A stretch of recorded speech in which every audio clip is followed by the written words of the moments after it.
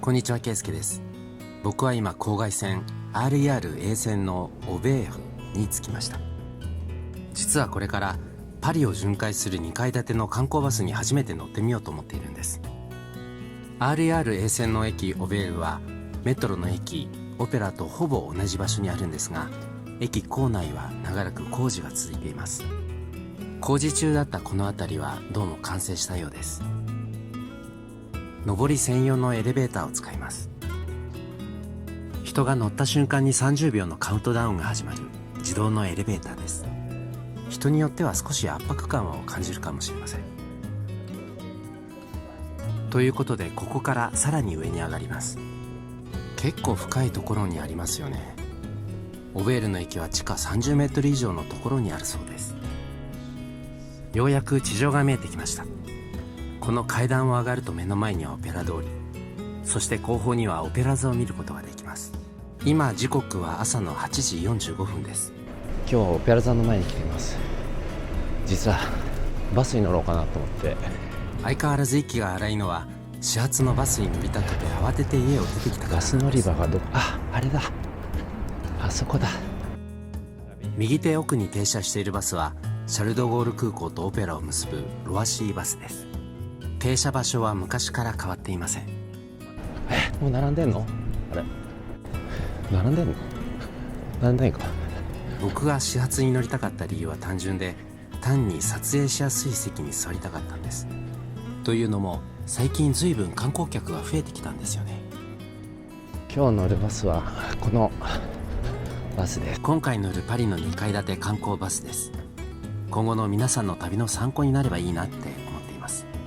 ちなみに今回の費用は前回いただいたスパチャを活用させていただきました。チケットはネットから購入できるようになっています。乗車の際は QR コードをここにかざすだけで OK です。チケットのスキャナーのすぐ脇にはイヤフォンとパンフレットが自由に取れるようになっています。このイヤフォンでガイドを聞けるようになっているんですね。1階の車内はこんな感じです。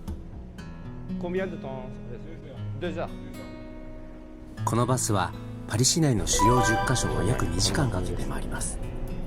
僕が今回購入したチケットは1日券で、乗車日であれば停留所での乗り降りが何度でも自由にできるチケットです。バスの2階はこんな感じです。2階席前方の様子です。ということで僕は今回2階席最前列左端に席を取りました。ちなみに今回はデパートのプランタン近くにあるここ一番乗り場から周遊します。窓の下には音声ガイドの装置がついています。ここに先ほどのイヤホンをつなげばガイドを聞くことができるようになっています。ガイドには5つの言語が用意されていますが、残念ながら日本語はありません。ということでいよいよ出発です。ということで出発しました。オベールの駅からもうすぐのところです。今日は天気が良さそうですよね。今見えているのはオペラ座の後方です。そして向こう側遠くに見えるのはデパートのギャラリー・ラファエットです。オペラ座の側面に沿うように進んでいきます。僕のカメラには収まりきれないほど大きなオペラ座です。オペラ座の階段にはすでに人々がもう座り始めています。大きい。もうだいぶ人出てきてますね。結構ね、バス揺れるんですよ。なんとなくですけど、このバス乗るんだったら左側の方がいいかもしれないですね。進行方向右側より左側の方がなんか主要なやつが見やすいので、左の方がおすすめのような気がします。ちょうど直射日光だ。オペラ座から一直線に伸びるオペラ通りに入ります。バスが停車しました。アベニューオペラにある2番目の停留所です。この停留所からは先ほどのオペラ座を間近に見ることができます。全面ガラス張りの2階は視界も良く開放感がありますよね。もし急に雨が降ってきても大丈夫です。ちなみに側面の窓は開閉できるので綺麗に撮影することも可能です。今の気温は4度、日中は11度まで上がるようです。右側に行列ができていますよね。この行列、有名なパティシエセドリック・ゴーレさんのお店です。こんな朝から並んでいるんですね。メトロの駅ピラミッドの付近です。ここにあるモノプリでお土産を買う方結構いらっしゃいますよね。左側に見えるのはコメディ・フランセーズです。コメディ・フランセーズのところ真横に見ています。そこのメトロのね入り口がいつ見てもあれ可愛いですよね。リボリ通りを横切ります。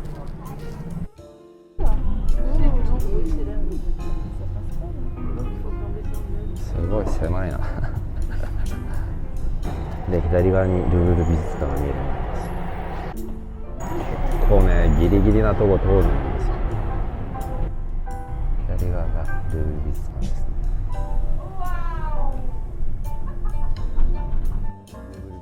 バスが停車しました。ルーブル美術館のガラスのピラミッドが見える3つ目の停留所です。結構人が降りてきましたね。ここでルーブル美術館行く方結構多いんでしょうね。シュイル公園もあるし、結構人が入れ替えが激しくなりました。これたくさん飛んでる白い鳥ってカモメかな。朝でも結構人が出てるんですね。乗客の乗り降りが済み、バスは出発しました。いつも思いますが、こうして外観だけでも見る価値が十分ありますよね。ということでバスは次の4つ目の停留所に進んでいきます。ランボルギーニが左側にルーブル美術館を見ながらバスはセーヌ川沿いに走っていきます。どこまでも続くルーブル美術館です。バスの右に流れるセーヌ川には美しいと評判の橋ポン・デ・ザーを見ることができます。前方左側に見えるのはサンジェルマン・ロクセロワ教会です。これだけ天気がいいと日の当たるカフェのテラスは今日は混みそうですよね。高級デパートのラ・サマリテーヌと5つ星ホテルシュバル・ブランです。このちょうど反対側、バスの右側にはポンヌフが見えています。眩しい日差しがとても気持ちいい午前のパリです。今バスは右手前方に見えているシテ島に向かっています。シャトレー広場が見えてきました。その右側後方に見えるのはサンジャックの塔です。右折してノートルダム橋に入っていきます。川の左側遠くにオテル・ドゥ・ビルが見えるのが分かりますか？橋を渡ってシテ島に入りました。ノートルダムはもうすぐそこです。右はプレフェクチュール・ポリス、そしてこの左側の建物は病院なんです。ノートルダム大聖堂です。まだ修復作業が続いていますが、連日のように大勢の人々が訪れています。やっぱりこのバス乗るんだったら左側の方がいいような気がしますね。4つ目の停留所はこの少し先にあるようです。オリンピックまで間に合うのかって感じですけど、この辺りのブキニストも開いてますね。もう本当この辺りはもう観光街ですね。バスは4つ目の停留所に停車しました。今時刻は午前10時です。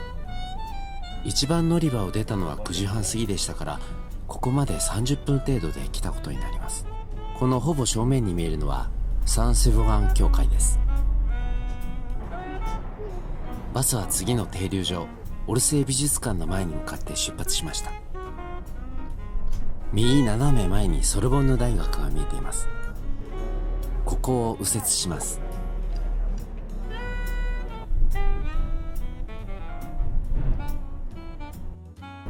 ソルボンヌって書いてありますね。近すぎてちょっと全部は入らないです。バスは再度右折してサンミシェルの方に向かっています。この正面遠くに見える高い塔はシテ島にあるサントシャペルです。サンミッシェル広場を越えてセーヌ川に沿うように左折します。川の先にすでにポンヌフが見えていますよね。この辺りは夜もとても賑やかな界隈です。バスはゆっくりと進んでいきます。これだと見えませんが、この信号の右側にはポンヌフがかかっています。またこの左側界隈はロックのオデオン周辺です。乗用車ではこの目線で景色を見ることはできないのでとても新鮮です。視界を遮られることがないのがいいですよね。フランスの数学者、そして哲学者でもあったニコラ・ド・コンドルセの像です。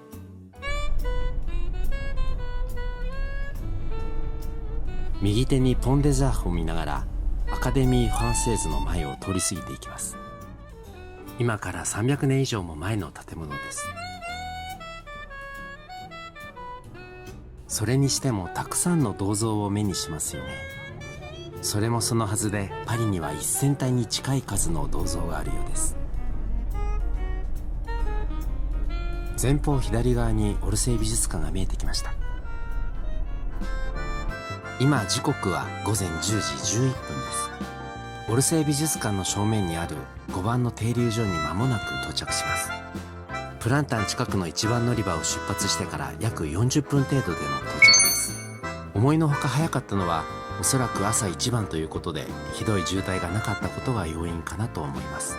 交通量の多い夕刻はもう少し時間がかかるのではないでしょうか。この後バスは残り5つの停留所を経て、僕が乗った出発地点までの6区間を走ります。ということでこの続きはまた次回に。今日も明日もいい日になるといいですよね。それではまた。